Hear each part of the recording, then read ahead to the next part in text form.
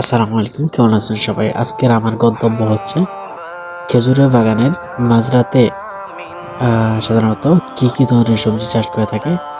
তবে একটা বিষয় হচ্ছে, সৌদি আরবে অধিকাংশ সৌদি তাদের মাজরা বা খেজুরের বাগানে বা সবজি চাষের ক্ষেত্রে অনেক কিছুই চাষ করে থাকে না।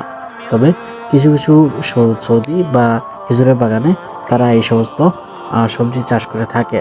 তবে প্রত্যেকের সবজি বাগানে এক এক ধরনের সবজি থেকে থাকে।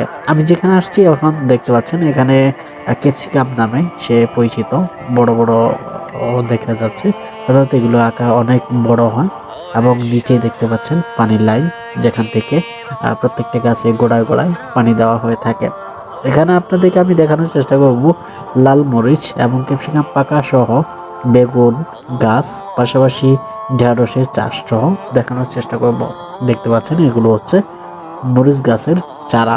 সাধারণত সৌদি আরবের মানুষেরা এই সমস্ত জিনিসগুলো, সবজিগুলো বাজারে নিয়ে যায় বিক্রি করার। তবে খেজুরের বাগানে যে সমস্ত বাঙালি, পাকিস্তানি বা অন্য কোনো দেশের লোক কাজ করে থাকে, তারা এই সমস্ত সবজিগুলো বাজারে নিয়ে বিক্রি করে থাকে। দেখতে পাচ্ছেন এক পাশে ঢেঁড়সের গাছ এবং অপর পাশে রয়েছে বেগুনের চাষ।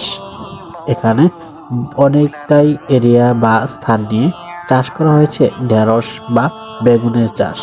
সাধারণত এইখানে প্রতিনিয়ত সকাল সন্ধ্যায় 2 থেকে 3 বার পানি দিতে হয়। যাই হোক, এই ছিল আজকে ক্ষুদ্র একটি ভিডিও। ভালো লাগলে লাইক